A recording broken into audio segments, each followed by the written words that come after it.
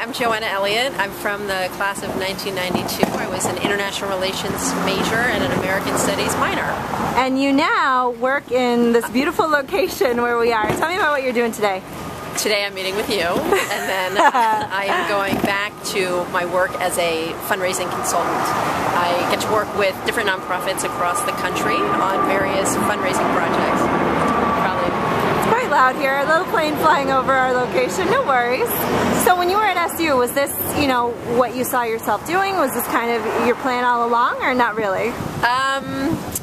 Not really. I thought I would go to law school and realized that I did not want to write as many papers as you would need to do in law school. But I did get involved with nonprofits through my sorority experience while at Syracuse. Awesome. So now, what's a day-to-day like for you? For a student who thinks, maybe I want to go into that, maybe I want to do fundraising consulting, what are the challenges? What's the day-to-day? I think it depends. If you want to be in-house with a nonprofit, that is one way to work in the nonprofit world and feel like you're making a difference in the world. So you have an opportunity, for instance, if you worked for Syracuse University in the fundraising office, you would get to work with different alumni and spend time getting to know them.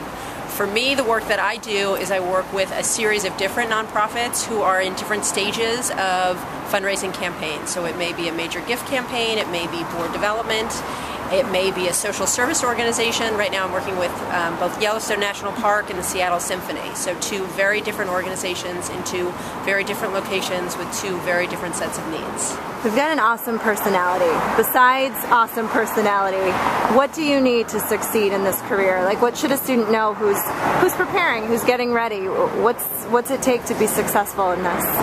I think for this career and any career, you have to have an element of fearlessness.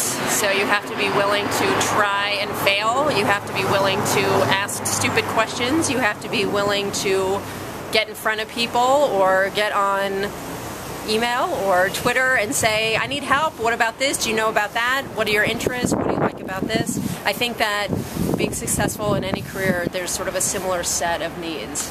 How did SU help you with your career or mold where you are today? Or when you look back at your experiences there, what sticks out most?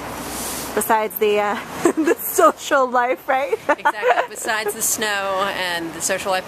I think that for me, being from Los Angeles and going to Syracuse so far away from home, that it was a great opportunity to be on my own and learn how to live and work in a new environment and adjust to different people's schedules, different people's needs, the social component, and also learning how to get your work done and being able to be thorough and organized and timely. Those are things that being in school hopefully helps you learn.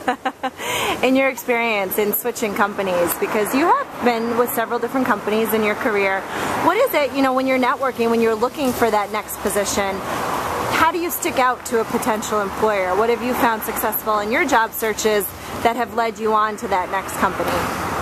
I think for me, I'm a gypsy by nature, so I am naturally drawn to new people and places and activities. And when I first got out of college, I spent the first 10 years really working all in the nonprofit world, but in different jobs and different companies. And I was fortunate to have those different kinds of opportunities and be open to them and meeting people and asking them what they did and how they liked what they did and how they got involved with what they did, taking an internship if I could, and always looking for new mentors, trying to keep a pool of mentors to be able to turn to ask for advice, I think is very important. And to any, maybe younger proteges for you, people that might either report to you or have in the past, what sticks out to you for those new employees? For, who are the ones that are memorable to you that you can see sticking with a company for a long time? I think it's how you present yourself and how you become part of a team and how you're organized. So making sure that you are a person that other teammates can turn to, that you are a person that follows through, that you are a person that cares about your work and wants to make it the best that it can be.